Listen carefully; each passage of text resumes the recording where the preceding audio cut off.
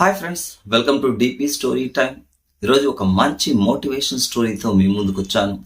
ఒక వ్యక్తికి తలగర్వం ఉంటే అతన్ని ప్రపంచం ఏ విధంగా చూస్తుంది అన్న విషయాన్ని ఈరోజు ఒక చిన్న ఎగ్జాంపుల్తో మీ ముందుకు తీసుకొచ్చాను. ఒక అగ్గిపెట్టెను చూసి అగ్గి పుల్ల ఇలా అంటుంది. ఏరా, అగ్గిపెట్టెను చూసి అగ్గి పుల్ల అనడం ఏంది అని మీరు అనుకోవచ్చు. ఇక్కడ నేను కేవలం ఉదాహరణను మాత్రమే చెప్తున్నాను.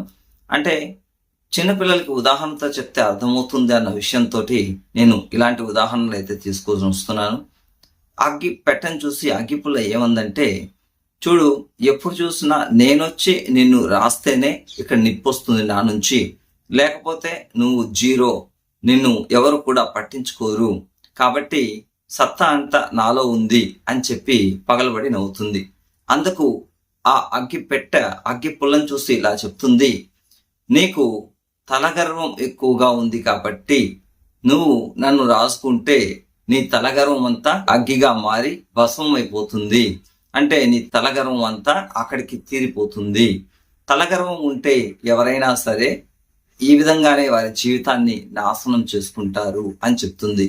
అంటే ఇక్కడ అగ్గిపుల్ల మనం చూస్తే దాని తలకాయ పైన ఒక మందు పెట్టుంటారు నల్లగా, అది చాలా ఘనంగా ఉంటుంది. ఎప్పుడైతే అగ్గి పెట్టకు అది రాసుకుంటుందో ఆ పార్ట్ మొత్తం మండిపోయి బూడిదగా మారిపోతుంది. అంటే దాని యొక్క తలపైన ఉన్న గర్వం అంతా కూడా అగ్గిగా వెలిగి బూడిదగా మారిపోతుంది. అంటే అంతా భస్మం అయిపోతుంది, తల గర్వం అంతా పోతుంది.